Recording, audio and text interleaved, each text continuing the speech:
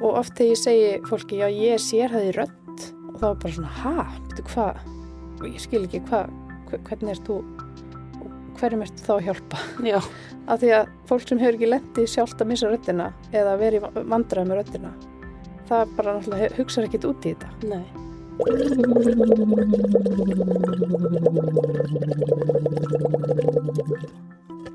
Prófa svo að segja já. Já.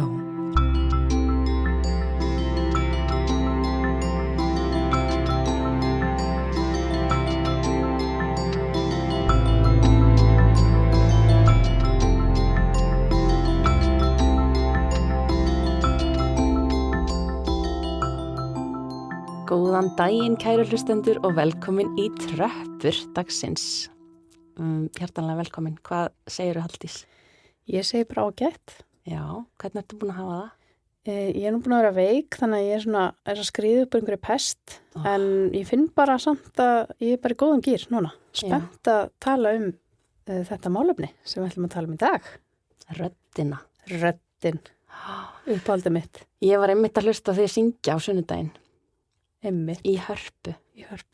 Í Jóhannesar Passíunni. Í Jóhannesar Passíunni, þú veist með svo fallega rödd. Heyrður í mér? Nei, reyndar ekki. Ég hef heyrt í þér. Já. Þannig að við höfum haldið tónleika saman. Já, og ætlum að halda tónleika saman. Já, það er bara í bígerð. Það er allt í vinslu. Allt í vinslu. Já. Stay tuned. Stay tuned. En hvernig er þessi vika svona annars? Þú ert búin að vera lasin. Hvernig ertu stemd fyrir restina af vikunni? Eða helginni, að þetta er náttúrulega sendt út á föstudegi. Já, búm. Ég er bara spennt, sko, ég er bara að finna ég er hann hress, sko. Já, geggjað. Ég er til í þetta. Til í allt. Ég ætla líka að segja eitthvað eitt annað. Já, nú er náttúrulega fyrsti þáttu farin í loftið. Þannig að það er smá svona spennufall búið að vera hjá okkur. Og kom smá svona þunglindi bara. Kannski ekki alveg, en svona smá dífa. Smá dífa, búið að vera svo mikil eftirvænting að senda út fyrsta þáttinn. Við erum búin að halda okkur saman í mánuð. Sem er mjög erfitt fyrir mig. Og mig. Ég skil ekki hvernig ég geta haldið þessu leyndu. Nei, þetta er bara svo að segja ekki að maður sé óléttur. Já, og svo er ég alltaf að spyrja þig, eigum að segja þeim? Nei, og ég held að, mér langar svo að segja öllum. Einmitt, en við erum bara búin að fá góðar viðtökur. Heldur betur. Og erum spennt að leggja í þessa vegferð með ykkur kæru áheyrendur. En að máli málana röddinni, þetta er svo mikið fyrirbæri, röddin. Ef þú kannski segir okkur aðeins frá bara anatómíunni, þú veist, bara hvernig myndast rödd? Hvernig virkar þessi rödd? Já. Hvað þarf til þess að röddin berist? Já. Sko, það eru svolítið margir hlutir sem þurfa að ganga upp. Við erum með líffæri eða svona vöðva undir lungunum, fyrir neðan lungun og rifbenni sem heitir þindin. Hún er eins og skál á hvolfi. Þetta er reyndar vöðvi sem er bara eins og skál á hvolfi. Og mjög áhugavert sem ég lærði daginn að grindabotnin, hann er skál sem sagt ekki á hvolfi og þetta er svona eins og bolti. Þindin og svo kemur grindabotnin undir og þetta tengist. Grindabotnin er eins og skál? Já. Ávaxtagskarfa, eins og ég var alltaf að hugsa þegar ég var ólétt síðast fyrir 18 árum. Einmitt. Og þetta er svo magnað, af því ég bara fatta þetta því ég fór til sjúkraþjálfara út af grindabotnsþjálfun. Já. Og þá sagði hún sýndi mér sem sagt svona anatómíu svona líkan af grindabotninum. Og ég eitthvað, þetta er eins og þindin á hvolfi og hún lýstist alveg upp. Þetta er grindabotnin á hvolfi. Hún bara henni fannst þetta svo magnað að ég hefði gert þessa tengingu. Wow. En þetta var svona smá hliðarspor en mjög merkilegt, finnst mér. Og sem sagt, þessi þynd, hún er svona eins og skál. En þegar við öndum djúpt inn, þá flest hún út og ýtir líffærunum niður sem eru fyrir neðan lungun og rifbeinin til þess að gefa lungunum og rifbeinum pláss til þess að þenjast út. Þannig að ef að þindin virkar ekki rétt, sumir með læsta þind, þá nærðu ekki andan og djúpt. Þetta er svona það fyrsta sem þarf að virka. Svo þegar þú ferð að tala eða syngja eða blása loft út, þá þrýstir þindin aftur upp og hjálpar þessu þrýstingi, hjálpar lungunum að þrýsta loftin út. Og það verður að vera jafn loftströmmur þegar þú ert að tala. Flestir sem koma til mín og eru ekki með neitt, það er ekkit að raddböndunum. Þeir eru ekki með hnúta eða einhverja, það er ekkit að raddböndunum sjálfum. Heldur er þetta svona starfræn einkenni. Já. Og það er bara oftast það að loftflæðið er ekki að virka eins og það á að gera. Þú ert bara að stoppa loftflæðið. Já. Þannig að það er mjög mikilvægt að þú sért með jafnt og gott loftflæði. Og ef þú getur ekki andan út djúpt, þá ertu náttúrulega ekki með nógu gott loftflæði til þess að knýja raddböndin. Af því að þau sogast svona saman. Kemur svona, þetta heitir Bernoulli-effekten. Bernoulli-krafturinn. Bernoulli-krafturinn. Þetta er sami kraftur og lætur flugvélar fljúga. Einmitt. Þetta er eina sem ég kann rödd. En þið getið sem sagt googlað þetta. Bernoulli-krafturinn. Af því að þetta er svona sog. Þannig að ég get náttúrulega ekki sýnt ykkur hvað er að gerast. Af því ég er svo vön að sýna þetta. En það kemur semst loftströmmur og ég kalli þetta alltaf eins og maður sé að tala físibelg. Að maður er að tæma físibelgin þá kemur krafturinn upp. Og svo þegar maður er búin að klára allt loftið og físibelgurinn er alveg búin að dragast saman, þá bara svona verður að koma loft aftur inn og þá svona fyllist hann aftur. Og það lætur raddböndin titra? Nei. Það sem lætur raddböndin titra er kraftur. Krafturinn sem kemur upp. Já. En gott að þetta er með flókið, sko gott að þú spyrð. Okay. Að þetta er rosalega mikilvægt að þegar loftið er að fara upp og raddböndin er að sogast saman og frá hvort öðru, ef að þau lokast ekki fullkomlega, þá verður röddin svona einhvern veginn óskýr. Eða svona, það kemur loft á röddina. Já. Eða fólk verður að tala svona.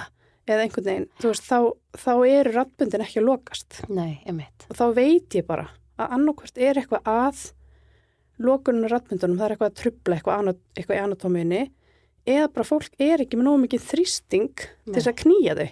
Nei. Þetta er í rauninni bara eins og þú sért bara hjóla og þú hættir að snúa petrólunum. Þá dettur bara hliðina, skilurðu, og það er alveg sama með röddina.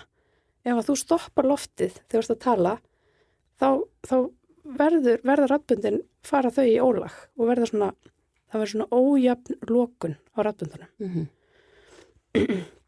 Og svo þarf maður líka að nota munnholið sem mikrofón. Eða svona magnara. Já. Til þess að röddin berist. Já. Það eru mjög margir sem tala mjög samabitið, mjög margir sem koma til mín með raddvandamál sem að tala svona. Og það er ótrúlega skrítið og þegar ég teku þau upp og lögum að hlusta á sig, þá heyraðu þetta og bara hvað tala ég svona. Já. Og þú bara þarft að hreyfa kjálkan aðeins meira. Færin aðeins meira. Nú heyrist, ég er svona, að því ég er búin að vera svo kvefið í gær, nú röddi mín orðin pínuskritin. Já, það sleppur. Það sleppur. En það sem ég geri fyrst og fremst með fólki, það er að reyna að laga þessa lokun á raddböndunum. Já. Að fá jafna lokun. Og þá nota ég, það er kallað á dönsku fónasjón í rör. Fónasjón í rör? Já. Það er að fónere í rör, það er sem þetta blása í rör sem að fer hún í vatn. Og þetta er alveg búið að kanna og skoða mikið og vísindilega sannað að hjálpa rosalega mikið. Og ég ætla aðeins að fá að lýsa þessu betur, að því að þetta er svona plaströr sem að allt sé með, sem er bara svona löng plastslanga sem fæst í landvélum og þú ert búin að klippa í 14 cm eða hvað það er. Já. Og svo lætur þau fólk hálffylla flösku af vatni. 5 cm vatni í lát, flösku, hálfslítra flösku. Já. Svo fyrir túpan hún í og svo bara blæsfólk. Sem fólk fær kannski að heyra á eftir. Já, sko, ég er nefnilega ekki með mitt rör. Jú, það fær að heyra á eftir. Það ekki, það er verið með dæmi. Við erum með síndæmi. Við erum með síndæmi á eftir. Já. En þetta er alveg, sko, mann myndi aldrei trúa því að þetta hefði nokkuð að segja.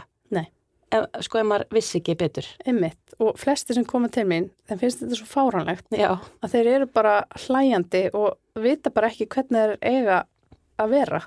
Fyrst þeir eru að gera þetta. Og þeir finnst þetta er svo einhvern veginn út fyrir kassan. Einmitt. Og svo leiðu þau finna munin, hvað þetta hjálpar, þá er þetta ekkert lengur mjög fyndið. Þá bara er þetta orðið besti vinur þeirra, þetta rör. En hvað er það sem að lætur þetta virka? Þetta gefur manni mótstöðu. Þannig að þegar þú blæst onni í vatnið og það er mjög mikilvægt að maður blási sko á hljóði. En maður blæst bara lofti, þá er raddbundin ekkert að hreyfast. Nei, einmitt. En þegar þú blæst á hljóði eins og þú veist, eða eitthvað, að þá byrjar raddbundin að titra og lokast. Og þarna verður lokunar raddbundunum bæði lengri, sem sagt hægari bylgjurhreyfingar og lokunum verður þéttari. Þannig maður finnur það sjálfur, ef ég er að blása og ég er ekki með neinn raddvandamál sem betur fer, þá finn ég að það verður auðveldur að tala fyrir mig. Þetta er svona eins og eitthvað jóka eða eitthvað fyrir raddböndin. Já, það er svona slaknar. Það slaknar á öllu og það er svona hálsin bara svona víkkar, að því sérstaklega maður nota svona blæs svona niður á við í svona glissand og svona ef maður fyrir niður, að því að þá fer hérna ég man aldrei hvað þetta heitir á íslensku Adamseplið. Ekki barkakýli. Barkakýli, takk. Svolítið annað orð, ógeðslega ljótt orð. Barkakýli. Barkakýli. Svo graftakýli. Já, Adamseplið. Adamseplið. Barkakýlið, já. Barkakýlið sem sagt, maður getur bara fundið það. Ef maður setur puttan á barkakýlið og segir bara að það færist niður. Finnur það? Nei, ég finn það, byrju. Jú. Já, bara smá. Þetta er rosalega lítið. Já, ég finn það. En þetta er rosalega mikilvægt í slökun. Já. Að barkakýlið, hjá sumum er barkakýlið bara fast og það hreyfist ekki neitt. Út af bara einhverjum... Bara út af stífni, já. Þannig að þú veist, þetta er bara, þetta er svo ótrúlega, hefur svo ótrúlega góð áhrif á allt í hálsinum, alla slökun. Að blása svona og fá þessa mótstöðu. Já. En svo kemur fólk stundum til mín sem að næri ekki almennilega að blása í flöskuna. Ok. Af því að það næri bara ekki að loka, það næri ekki þessu loftflæði. Bara bara andstutt eða... Já, sko, ef ég myndi leika það, hvernig það blæs, í staðan fyrir að segja þá myndi það segja þannig eru sko raddböndin lokuð, en þau eru bara... Þetta er ekki regluleg lokun. Nei, þetta er svona svo krampi. Já. Og maður myndi kalla þetta svona á dönsku, ég er alltaf að tala um dönsku, stói. Þetta er svona, kemur svona einhvern veginn eins og white noise eða eitthvað svona. Bara svona, já, ég veit, erfitt að finna orðið við þetta. Þetta er ekki svona, tremmi, nei. Nei, en þú veist, það er eitthvað sem er ótrúlega skrítið og þú veist, ef það er einhver búin að venja sig á líka bara raddbeitingu að tala einhvern veginn svona alltaf. Og það er alveg margir sem eru þannig. Þá er oft bara mjög erfitt að venja sig af því. Af því líkaminn, hann vill bara halda sér í sínu fari. Já. Þú veist, og hann vill tala eins og hann hefur alltaf talað. Og ofta kemur fólk til mín eins og mjög margir koma til mín sem að geta bara ekki verið í vinnunni. Þú veist, sem er að vinna á leikskóla, sem eru kennarar, söngvarar, jafnvel leikarar, sem eru bara í vandræðum að fá verkið þegar þau tala og einhvern veginn finnst þau ekki ráða nógu vel við röddina. Og svo ef ég kannski fæðu til þess að nota röddina rétt, þá finnst þeim að því röddinum er svo mikið identitet. Já. Þú veist. Algjörlega. Að maður tengi sér svo við sína rödd, að ef maður fyrir að beita einhvern veginn öðruvísi, þá segja þau bara, ég get ekki tala svona. Þetta er ekki ég. Nei, þetta er ekki ég. Já. Nú er ég að öskra. Ég kom, nei, þú vilt ekki öskra. Þetta er bara mjög eðlilegt að tala svona. Já. Og það eru svona nokkri sem hafa komið til mín og bara, þeir röklast bara burt, bara koma ekki aftur. Ok. Af því þeir eru bara ekki að tengja við þessa nýju rödd sem er samt miklu betri í rauninni, bara svona upp á beitingu. En það er náttúrulega enginn að segja að, þú veist, maður getur náttúrulega ekki sagt einhverjum að hann eigi að tala einhvern veginn. En ég er svona að reyna að leiðbina fólki í rétta átt að maður sé að tala þannig að maður fá ekki einhverja verki. Nei, einmitt. Eða geti sinnt vinnunni sinni. Já, en það var eitt sem ég hjó eftir og sagði áðan, að vera með læsta þynd. Já. Það er bara, sko, þegar að þyndin læsist, ef að líkaminn er í einhverju, kannski hefur lent í einhverju áföllum, eða maður er bara svona, að eðlisfari bara mjög stífur og næri ekki að anda djúpt. Þá er það bara, þá getur þyndin ekki hreyfst. Þannig hún er bara föst í þessari skál og nær ekki að ýta líffæranum niður, þannig að það komi meira pláss fyrir lungun og rifbeinin. Þannig að þú veist, ef maður nær ekki að gera pláss fyrir lungun og raddböndin, þá getur maður ekki andað nógu djúpt. Og það er náttúrulega bara þekkt í svona áfallafræðum sem ég hef líka mjög mikla áhuga á, mikinn áhuga á, að sko ef að maður sko taugakerfið, til þess að róa taugakerfið, þá þarfst að geta andað svona djúpt. Og vakustaugin, sem ég held við höfum nú talað í einhverjum öðrum þetta líka, sem liggur alveg úr heilanum og alla leið niður bara í gegnum líkamann, hún segir okkur, þú veist, hvernig okkur líður. Ef okkur eitthvað illt, ef við erum eitthvað veik. Og þetta er svona taugin sem að lætur okkur skynja hvað að gerast í líkamannum. Og ef að tindin læst, þá vakustaugin líka læst og ekki að skynja hvað að gerast fyrir neðan. Nei, einmitt, þá bara stoppar hún. Já, þá bara stoppar hún. Já. Bara taugabóðin bara stoppa. Eins og sé bara klemd eða eitthvað. Þannig að það er náttúrulega að sko lesa aragrúa bókum öndun. Það er einhver bók sem heitir Breathe, sem víst rosalega flott, sem ég á eftir að lesa, sem að talar rosalega mikið þessa vakustaug. Þannig að sko oft, sko mjög oft, þá svona raddvandamál komin til út af einhverju álagi, hvort það andlegt álag, áföll eða eitthvað, að þeir líka, menn hann heldur að hann sé að hjálpa okkur. Já. Og oft fólk sem að lendir í einhverjum erfiðum aðstæðum, hvort sem það hefur verið einhver tíman í æsku eða í einhverjum erfiðum aðstæðum bara í lífinu, þá byrja líka minn að reyna að passa upp á fólk, eða passa upp á sig í rauninni. Já. Og hálsvæðið náttúrulega mikilvægasta svæðið í líkamannum. Ef við náum ekki, ef það ekkit sem að passa upp á það, þá náum við náttúrulega ekki anda, við náum ekki að borða. Svo þetta mjög svona lífsnauðslegur staður. Og þá bara oft fer spennan þangað. Þannig að þess vegna fólk oft sem kemur sko og bara svo stíft í hálsinum, næri ekki að beita röddinni, það sést ekkit á raddböndunum, en þau bara einhvern veginn ekki að virka. Og það getur svona, þetta lærði ég svo mikið þegar ég var að vinna út í Noregi á svona í raddteimi, þar sem við fengum bara öll flóknustu málin allstaðar áður Noregi. Við vorum svona sérfræðingar í rödd þar. Já. Og þar voru svo ofta að koma fólk sem hafði lent í einhverjum áföllum og við þurftum svo sem ekki að setja okkur neitt inn í það hvað nákvæmlega hafði gerst. En það kom, þú veist, til dæmis strákur til mér sem að bara var með kjörþögli og bara sagðist ekki geta talað og hann bara gat ekki talað og bara kom engin rödd.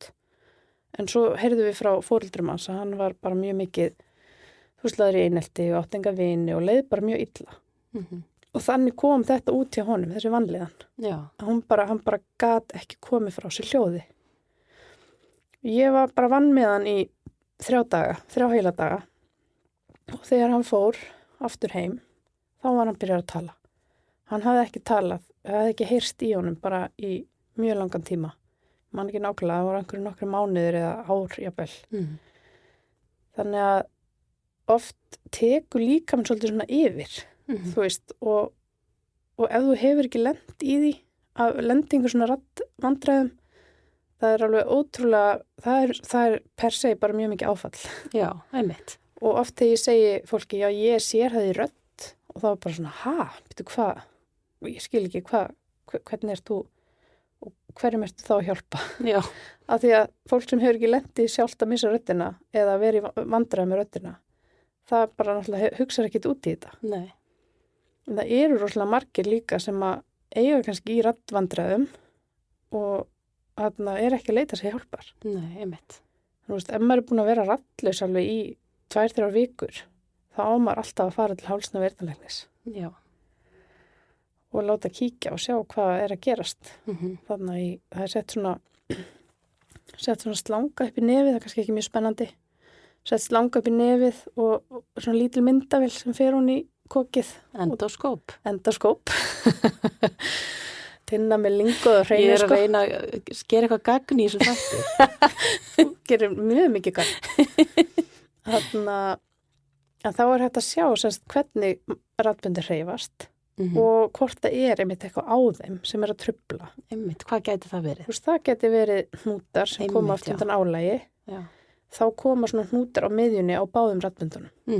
Það skemmir fyrir lokuninni. Þá hún óregluleg og það kemur svona loft á röddina. Í verstu tilfellum bara missi maður alveg röddina. Það getur verið alls konar líka, þú veist, sem það sjaldgæfara. Man getur verið með krabbamein á raddböndunum eða, þú veist, það getur verið eitt lama raddband. Þú veist, ef það eitthvað líffræðilegt að raddböndunum, þá kannski erfiðar að gera eitthvað við því með meðferði og talmeinafræðingi. En ef það sést ekki neitt, þá fæ ég oft bara tilvísun frá lækninum. Bara allar hreyfingar eðlilegar, kannski sést að það svolítið stífni og þá þarf ég bara að taka fólki í smá svona slökun og þau geti slakað á raddbeitingunni. Já. Og bara vinn rosalega mikið með þetta loftflæði, það svo mikilvægt. Já, einmitt. Og það eiginlega bara, þú veist, oft get ég bara unni með öndunina bara í fyrstu 3-4 tímunum. Við erum kannski ekkert að nota röddina til að bara anda djúpt. Já, eða svona að fá einhver tilfinningu fyrir. Já, þú veist, að fá tilfinningu fyrir og sért að, þú veist, ekki anda hérna upp í bringunni. Þú veist, þau ert með svona háan, já, nú ég alltaf komin í dönskuna, hóikosteilt, að anda svona eins og frekar upp í bringuna, heldur en niður í bara maga eða í bakið jafnvel. Já. Að þegar maður andar niður í bak, þá, þú veist, þá nærðu, þá þindin að íta niður og þú ert að geta slakað alveg á. Það líka annað sem svolítið mikið vandamál. Fólk náttúrulega slakar ekki á maganum. Það allir halda inn í maganum. Já. Þannig að það svo margir sem að anda freka bara upp í bara einhvern veginn í brjósthólið. Í brjósthólið, svona heldur en djúpt niður. Og oft það maður bara, að því við öndum bara að hugsa út í það. Einmitt. Og fólk segir oft um mig bara, vá hvað þetta flókið, þú veist, af hverju nægir þess ekki? Að það fyrir ofta að snúa við, eitthvað þegar maður andar inn, þá má maður að fara út. Já, akkurat. Þegar maður fyrir andar út, þá má maður að fara aftur inn og fólk ofta að snúa sér við. Já, nokkulega. Að því að það bara svo óvandi að þurfa að vera að stjórna önduninni. Já. En, þú veist, eiginlega mikilvægast að fatta að þegar þú talar, þá þarft að spenna til þess að styðja við loftflæðið, til þess að styðja við röddina. En svo þegar þú ert búin að klára all loftið, þá þarft að geta slakað á svo það komi loft inn aftur. Físibelgurinn. Að þenjast út. Já. Þannig að, þú veist, það bara eiginlega bara það mikilvægasta sem ég kenni fólki. Já. Og svo hægt að fara að vinna með röddina. Blása í flöskuna, telja svona smán saman, stundulega blása í flöskuna og telja kannski upp að 4, taka svo flöskuna út röru út munninum og segja 5 og þá kemur kannski mjög flott 5 og þau alveg, vá, byrju, þetta var bara mjög fín rödd. Já, og prófum svo þá 1, 2, 3 og í flöskuna, taka rörið út 4, 5. Þannig ég sendi fólk oft heim með þessa æfingu. Annarkvort að telja, gera einhver svona romsur sem þau eru ekki að hugsa mikið af því leið og að fara að segja einhver orð, þá verður það svo gildislaðið einhvern veginn að þá fer röddinni bara strax aftur einhvern veginn, þú veist, fer út þúfur. Já. Þannig að oft fólk bara svona æfa sig svolítið og svo finnst mér líka mjög gaman að æfa svona söngles sem ég kalla. Já. Ég var að fara út í búð og kaupa mér snúð eða eitthvað. Það sem þá þarf loftflæði að vera alveg stöðugt. Já, þetta eins og þetta syngja í rauninni, nema þú ert ekki að breyta tóna. Já. Og þá getur maður sagt það fyrst og svo, ég var að fara út í búð og kaupa mér snúð. Og ef þú getur haldið svona góðri rödd þar, þá svona líklegt að þú getur æfti heima og síðan smán saman bara farið að tala. Að því fólk oft bara líka að tala í allt og hárri tónhæð. Já. Sérstaklega konur. Já. Að það einhvern veginn halda að þetta ekki tala svona upp í hérna. En það bara ekki gott, sko. Nei. Þá bara eru raddböndin undir allt og miklu álagi. Þá því herra sem það talar eða syngur, því meira strekkist á raddböndunum. Einmitt. Og því oftar titraðu á mínútu. Á sekundu. Þau titra svo ofta á sekundu. Það bara, en því herra sem þú talar eða syngur, því meira álag á raddböndin. Þess vegna eru sko konur oftar með hnúta heldur en kallmenn, allavega eftir kynþroska, af því að það miklu meira álag á kvenröddina. alltaf gargandi. Já, svo, þú veist, bara svona, ég man bara svona eftir kennurum, bæði bara sérstaklega í háskólanum, sem að voru að tala einhvern veginn svona, að því að heldur kannski að röddi myndi berast betur. Já. En hún berst alltaf betur þegar hún svona lágt niðri. Einmitt. Og sumi finnst bara svona skrítið, og ég oft spurð hvort ég sé allt í kórrödd, að því ég tali svo djúft. Ég er alveg, nei, ég er bara mjög hár sópran. Já, einmitt. En ég tala svona því að það er, annars myndi ég bara ekki endast út daginn, sko, í talþjálfun. Nei, við erum náttúrulega tölum í 8 tíma dag, bara fyrir svo heim og tala við börnin. Já. Eða þú allana. Börnin mín tala ekki við mig, þannig að engar áhyggjur. Nei, djóka. Þið tala alveg við mig. Stundum. En já, þetta er alveg bara svona alveg ótrúlegt hvað, og ég er líka mjög fegin sko að hálsn- og eyrnalæknar eru að vísa á mig. Já. Því ég er alveg vissum að það er rosalega mikið af fólki sem er í vandræðum en veit ekki að það sé hægt að fá henni hjálp. Nei, einmitt. Og ég fæ oft sko þegar ég er búin að útskrifa mína raddskjólstæðinga eins og ég kalla þá. Það er bara eins sem sagði við daginn. Ég hefði bara ekki trúað því að þetta gæti hjálpa mér svona mikið. Bara takk fyrir. Þannig að ég og sérstaklega þegar maður mætir með þetta rör og flöskuna og fólk horfir bara á mig eins og ég sé bara einhver bara galdra læknir sko. Skottulæknir. En ég er rosalega, ég er ekki mikið að vinna með einhver svona raddæfingar beint. Nei. Ég er ekki aðdáandi þess. Ég bara öndunin er bara algjörlega undirstaðan. Já. Þú verður, ef þú ert ekki með öndunin á hreinu, þá getur bara alveg sleppt í að halda áfram. Og þá þarf að byggja ofan á. Þannig að þegar öndunin er komin, þá er hægt að fara að nota röddina. Já. En það er svo sem misjafnt sko, og einmitt hvatinn er meiri fyrir fólk að vera hjá mér ef það liggur mikið undir. Ef það getur til dæmis ekki unnið. Nei, einmitt, en ef þú fengið mörg þannig mál að fólk sé bara óvinnuhæft vegna rallysis? Já, bara mjög mörg. Ok. Og er í veikindaleyfi. Já. Og þá er það oftast kennarar. Já, einmitt. Eða leikskólakennarar. Eða bara fólk sem vinnur í leikskóla. Konur oftast. Oftast konur. Já. Og við erum með eitt dæmi. Það var eitt skjólstæðingur minn sem að bauðst þess að koma og gefa smá dæmi. Já. Þannig að við ætlum kannski að fá að heyra þess í henni Eygló.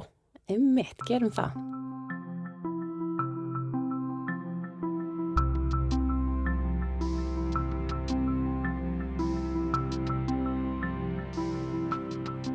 Sæl Eygló og velkomin í Tröppur. Takk fyrir. Mér langar bara að byrja á bara að heyra frá þér.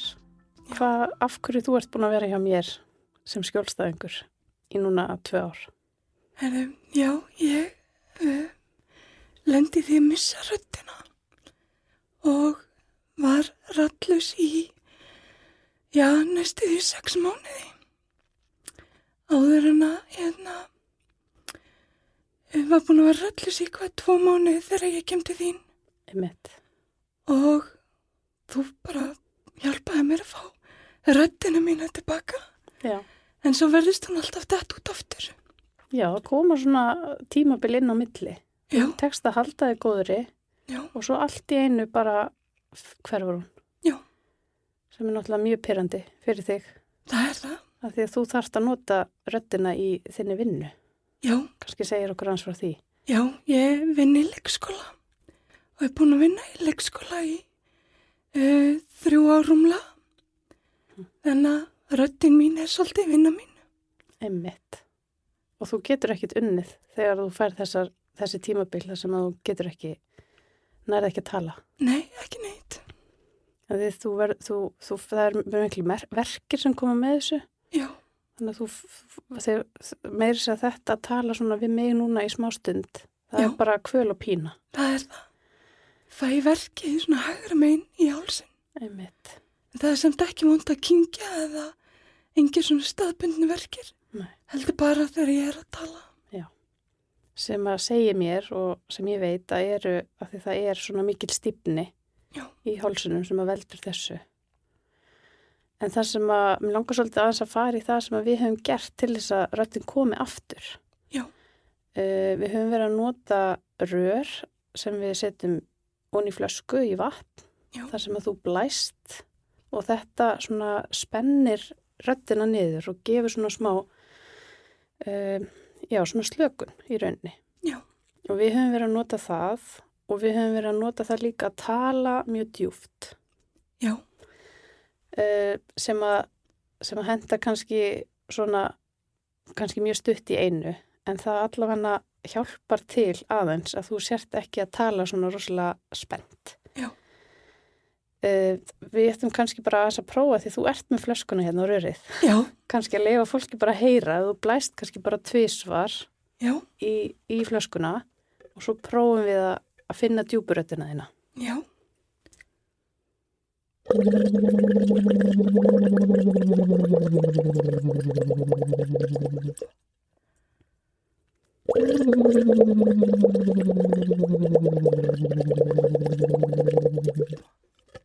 Prófa svo að segja já. Já. Þú ert með svo fallega rödd nefnilega. Takk fyrir. Og við segjum aftur já. Já. Nei. Nei. Í dag er vont veður. Er vont veður. Einmitt. Og þér finnst ekki þægilegt að segja ómörg orði í einu svona djúft. Þegar þá færði líka verk. Já.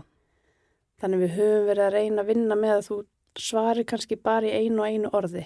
Já. Sem frekar erfitt. Það mjög erfitt, já. Þannig ef þú þarft að segja eitthvað meira þá þarf það eiginlega að skipta yfir í þess að. Þá skipti ég yfir bara í mína rödd og þá bara heyrist ekki neitt. Nei, einmitt. Og þessi tímabil, þannig að þegar ég hitti þið fyrst, þá varstu búin að vera alveg rallus í 2 mánuði. Já. Og við fundum röddina bara alveg strax á fyrsta degi og svo vorum við að hittast kannski 2 í viku í nokkra vikur. Já. Og byggðum ofan á þetta. Og þú varst smán saman farin að segja fleiri orð, svona djúft, með vélmennaröddinni, svo við kallum hana. Já. Og svona telja, 1, 2, 3 eða mánudagur, þriðjudagur og smán saman gastu farið að tala og farið aftur að vinna. Já. En svo hefur það gerst hvað núna 2 svar eftir það. Já. Að röddin hefur bara horfið og við vitum, þú veist ekkit út af hverju. Það er bara eins og kveikt að rofa og bara. Ég bara vaknar allus. Já. Eins og núna, þegar þetta gerist núna síðast, þá var ég með rödd morgunin. Þegar ég mæti vinnu klukkan 8. Já. Klukkan 11 var ég rallus. Einmitt. Og hún hefur ekki komið síðan. Nei. Það er alveg nokkra vikur síðan núna. Það eru 4 vikur. Já. Þannig að núna ert í veikindaleyfi. Já. Og við vitum ekki hvernig þú getur farið aftur að vinna. Nei. En við erum að vinna í málunum. Já. Allt til að reyna að fá röddin aftur. Já. Já, þetta er alveg, það er svona, ég held að það séu mjög margir sem að skilja ekki alveg hvað það er að missa svona röddina. Nei. Maður bara getur ekki vitað fyrir maður lendir í því. Akkurat. Og eiginlega, þú veist, líka í hvaða vinnu sem maður er í, maður þarf náttúrulega alltaf að geta talað. Já. Og heima hjá sér líka, maður þarf geta, ef maður er börn, maður geta tala við börnin og makan og. Já. Þú veist, þetta er bara ótrúlega erfitt. Það er það. En ég er nú mjög vongóð að við finnum röddina þín aftur af því að það hefur tekist og mun takast aftur. Já, alveg klárlega. Þetta er bara svolítið þolinn með þess vinna. Já, það er eitt af því sem ég lært í þessi ferli og það er þolinn með því. Já. Það er bara, hún bjargar ótrúlega. Og þetta er líka bara svona mjög oft, maður hugsa að þetta er svo óréttlátt sko, að því maður veit ekki nákvæmlega af hverju þetta gerist. Já, akkurat. En mér varst ég ákvæmt sko að í annað skipti sem þetta gerðist, þá varstu fljótar að finna röddina en eftir fyrsta skiptið. Já. Þannig að við vonum að núna verður ennþá fljótari. Það er markmið. Já. Og að þú bara komist bráðum aftur í vinnuna. Já, það er markmið að koma sem fyrst í vinnuna. Og fá röddina. Já. Það er ekki hægt að vera svona. Nei. og líka þú hefur leitað þér alls konar hjálpar hjá sjúkraþjálfurum og hnykkjurum og það sko búið að prófa allt. Osteopata og sem hefur alveg hjálpað upp á vissu marki. Það gerir það upp á vissu marki, En þú ert samt alveg ótrúlega, þú ert svo duglegur skjólstæðingur. Ég verð að hrósa þér. Já, takk fyrir það. Af því að þú ert svo rosalega samviskusöm og virkilega bara, þú leggur svo fram og þú líka, sko, því meiri sem hvatin að verða betri. Já. Því duglegri oft skjólstæðingarnir manns. Já, akkurat. Og þetta náttúrulega mjög mikil hvati fyrir þig. Þetta það. Því þið finnst gaman í vinnunni. Mér finnst það. Og þú vilt vinna við þetta. Já. Þú vilt ekki þurfa að skipta yfir einhverju vinnu sem þú þarft ekki að tala í. Ég veit ekki hvaða vinna það ætti að vera samt. Nei, ekki heldur. Ég hef hugsað mikið. Já. Ég veit ekki til þess að sé eða nokkuð vinna. Það sem maður þarf ekki að tala. Nei. Og nú ætlum við að prófa, bara núna alveg í lokin, að finna aftur djúpuröddina. Sjá hvort við getum sagt. Já. Já. Takk fyrir að koma og deila þessu með okkur, Eygló. Og ég bara vona að einhver sem heyrir þetta viti að það hægt að fá aðstoð ef hann lendir í þessu. Já. Takk fyrir mig. Yes. Takk æðislega fyrir að koma. Takk fyrir.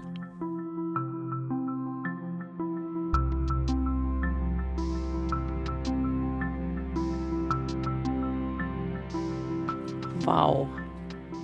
Þetta ótrúlegt. Ég eiginlega orðlaus, sko. Já, þetta er alveg ótrúlegt mál og ég er bara svo ótrúlega glöð að ég mætti nefna það því að það kom ekki fram þarna og hún býr út á landi, þessi kona. Þannig að öll okkar samskipti hafa farið fram í gegnum fjarfundabúnað.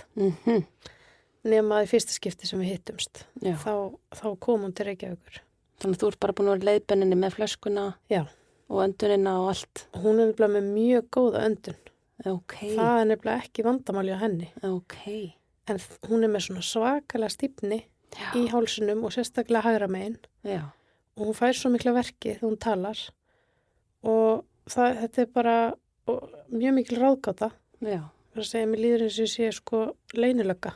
Að reyna að finna út hvað er að tryggja þetta. Já. Og það sést ekki neitt á neinu myndum og... Nei. Og allt lítur eðlilega út. Já. Og samt hljómar hún svona alveg bara, bara strá í vindi, röddin. Bara. Og nær síðan svona rosalega flottur og djúpur rödd. Einmitt. En nær ekki að halda því. Og veist, ég myndi halda að það myndi taka okkur kannski nokkra vikur í viðbót. Að fá röddina alveg aftur í lag. Þannig að þú getur farið aftur að vinna. Já.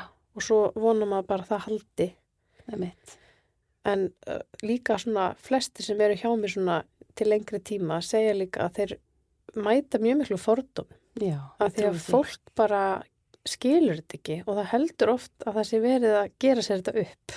Hugsa sér. Að maður sé bara búa þetta til og þykjast eða eitthvað. En það er náttúrulega að gera þetta enginn að ganni sínu. Nei. Þannig að mér finnst þetta svona svolítið gegnum gangandi að fólki finnst þeir mæta miklum fordómum og litlum skilningi yfir þessu. Þannig að ég held að séu nefnilega mjög margir einmitt sem að ekki leita sér hjálpar. Nei. Eða viti ekki hvað þeir eru að leita sér hjálpar. Nei, og bara svo venjast til þessu. Já. Og bara búa sér til einhverja rödd sem er ekki góð rödd. Já. Þú veist að því það er svo einmitt, þetta er ekki bara hluta identitetinu. Þú veist að bara til að miðla upplýsingum. Já. Þú vilt ekki vera rallaus flugumfrastjóri. Nei. Eða, þú veist, eitthvað. Einmitt. Eða kennari. Nei. Eða neitt. Og svo líka svo erfitt, ef þú ert í mjög rattkræfandi starfi, að þá kemur þú heim og þú ert bara alveg búin á því og getur ekki tala meira. Nei, þið langar ekkert að tala við neitt á heimilinu. Þú nennir ekki að fara með vinkonum á kaffihús eða vinum eða eitthvað. Af því þú ert bara búin á því. Jafnvel sko forðast að fara í veislur. Af því að það mun enginn heyra hvað þú segir. Eða að þú getur ekki talað. Þetta er svo einangrandi. Já. Ná, það er líka mjög mikið á svona aðeins eldra fólki sem að kemur til mín og finnst röddin hafa versnað mikið og er þá kannski ekki með góða rafbending í grunninn og finnur að það er allt í einu svona, þú veist, kannski 70 eða að nálgast 70 að þá fer einhvern veginn alltaf slakna allir vöðvar og svona. Þá verður einhvern veginn miklu erfiðar að beita röddinni rétt. Já, einmitt. En þú ert nú búin að gera algjört kraftaverk með henni. Já. Eygló. Hún það er líka svo frábært hvað henni tekst að halda sér lengi að því við erum búin að vera svona, ég hitt hana fyrst fyrir 2 árum. Og svo koma svona tímabilin á milli, en hún nær kannski að halda sér alveg, kannski heilt ár. Já. Bara alveg í lagi. Já. En það var svo skrítið að ég fór að hugsa til hennar daginn, ég hef ekkert heyrt frá Eygló, ég er að hugsa að senda henni tölvupóst. Já. Og þá skrifa hann mér bara sama dag, bara ég er búin að missa röddina, SOS, hvernig get ég hitt þig? Já. Þannig að ég fengi svona hugbóð. Já, greinilega. En er þetta algengt að þú sért að vinna svona lengi með fólki? Það er alveg nokkur mál, já. Sem að ég er með núna, sem ég er búin að vera með alveg í kannski meir en 2 ár. En flestir samt sem eru að koma til mín eru kannski að koma í bara 5-10 skipti. En nú varst að tala um þessi starfrænu einkenni og það er í rauninni einkenni sem ekki finnast skýringar á. Já. Sérst ekkit á myndum, Já. Kemur ekkit út úr rannsóknum. Einmitt. En samt þessi rosalega hamlandi einkenni. Já, og það er oftast bara út af stífni. Já. Maður sér það bara á hálsunum þegar fólk talar, hvað vöðvarnir eru virkir og að það loftflæðið er ekki nógu gott. Nei, einmitt. Þannig að það er alveg ótrúlega mikið hægt að gera fyrir þetta fólk og líka, þú veist, það er alveg margir sem ég er að hitta sem eru út á landi, sem komast ekkert í bæinn, sem ég hitti bara gegnum tölvuna. Þannig að mér finnst þetta alveg, þetta er kannski ekki mjög stór hluti af mínu skjólstæka hópi, af því ég er mest með börn, en þetta er kannski svona, myndi ég segja, 5% í allt. En mér finnst ótrúlega gaman og það er alveg nokkru talmeinafræðingar á Íslandi sem að sérhafa sig í rödd sem er frábært. Já. Það er svo gaman að geta hjálpað. Já, þú hefur verið að fara svolítið svona spennandi ráðstefnur, eða ekki? Jú. Þú veist, það verður að vinna mikið með líkamann. Jú, bara, þú veist, af því að röddin, þetta er svo tengt bara svo mörgu. Já. Þú veist, bara eins og ég er að tala þú veist, áföll og líðan og allt þetta. Að þetta tengist svo ótrúlega mikið bara hvernig ástandi þú ert í. Já, einmitt. Andlega og líkamlega. Já. Þannig að ég hef alveg farið á námskeið hjá einni konu sem ég man nú ekki hvað heitir. Ég fór í Noregi daginn, hún er þýsk. Það sem við vorum bara að vinna með hreyfingu og rödd.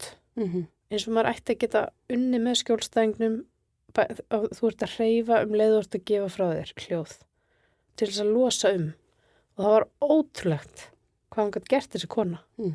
Mér langar bara, ég var bara til að fara til hennar bara í heila mánuð og bara læra allt af henni. En þetta er líka eitthvað sem kemur svolítið með reynslunni. Já.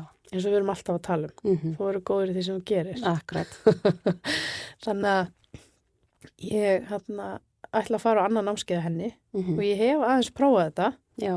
Og það sem maður sér ofta þegar það er mikið stífni í líkamannum og maður fer að láta fólk hreyfa sig eða stundum er ég svona að hreyfa axlirnar fólki þegar það er að anda inn. Ég hef ekkert að prófa þetta þér. Jú, þú prófaði þetta mér. Já. Að því að spenna er oft að geyma eitthvað svona, þú veist, líka þetta er varnar viðbragð líkamanns að vera í spennu. Fólk getur orðið bara mjög svona tilfinninganæmt af því að það geti allt í einu anda dýpra. Já. Þannig ég sé það, maður þarf að passa sig alveg hvað maður er að gera og með hverjum. Að því ef að fólk finnur, þú veist, oft ef maður losar stífni á fólki eða það losast einhverja stífni, þá verður fólk bara svona getur orðið bara svona pínu hrætt. Já. Að því að líkaminn er að halda í einhverja spennu sem og heldur hann sé að hjálpa. Já. En hann er ekkert að hjálpa. Að því að fólki fer bara í meiri og meiri keng. Já. Þú veist, það var til dæmis einn maður sem kom til mín sem var búin að vera í alls konar mjög svona sérstökum störfum, bara í útlöndum, bara einhverju sérsveit og lögreglumaður og herrmaður og alls konar, ég veit ekki hverju hann hefur ekki lent í. Og hann fór að blása í rörið og hann fekk svo mikil óþægindi af því, svona bara, hann var bara óglatt, af því hann gat ekki slappað af.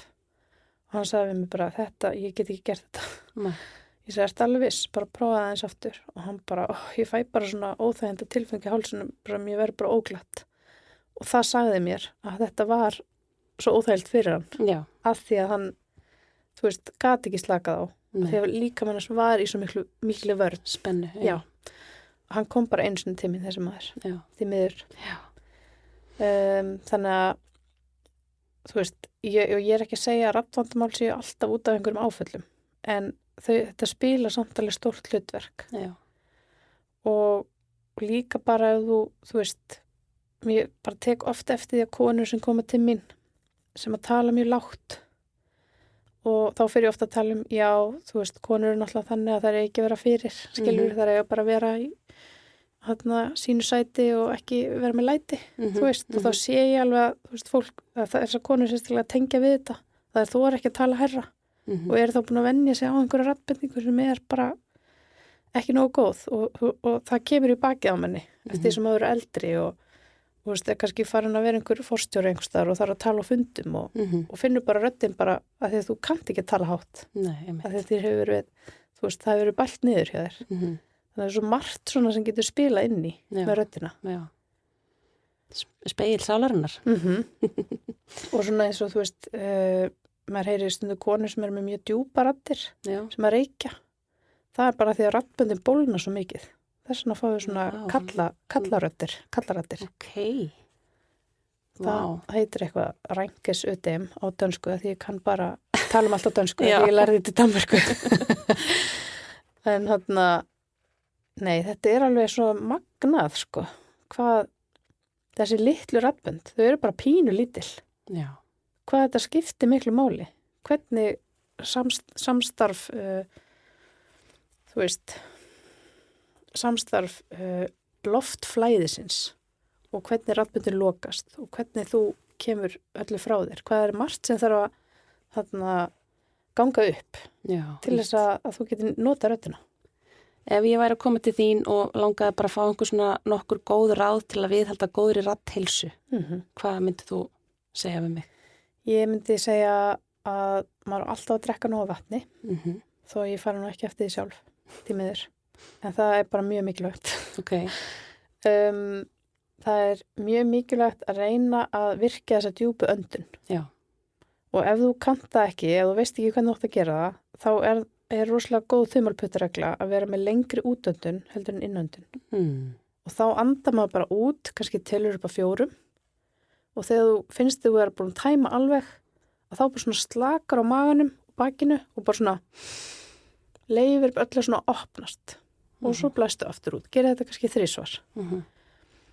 Og ef að þér finnst þetta að vera mjög óþægilt eða þið fer jafnvel að svima, þá ættir að gera þetta á hverjum degi. Já. Af því að oft þegar við erum að anda of grunnt, að þá kemur ekki nóg mikið súrefni út í blóðið. Þannig að þegar maður fer að anda svona dýpra, þá fær maður meira súrefni út í blóðið og fer að svima. En það er þetta að þjálfa þetta upp. Okay. Þannig að þetta tvennt er mjög mikilvægt og ég myndi líka segja að prófa að tala dýpra en maður gerir. Einmitt, prófa svona slá sig niður aðeins. Það eru þessi 3 ráð sem ég myndi gefa. Ok, frábært. Haldís, þetta er ekkert smá áhugavert að hlusta á þig tala um þetta. Þú veist svo mikið um þetta. Þú ert algjör raddmeina sérfræðingur. Ég geti talað um þetta í 5 daga, sko. Þetta var dagur 1. Þetta var dagur 1. Kannski hefur við framhaldsátt seinna. Mögulega. Já, takk innilega fyrir. Takk fyrir mig. Takk kæru hlustendur og takk HRA Audio fyrir að senda okkur út. Bye.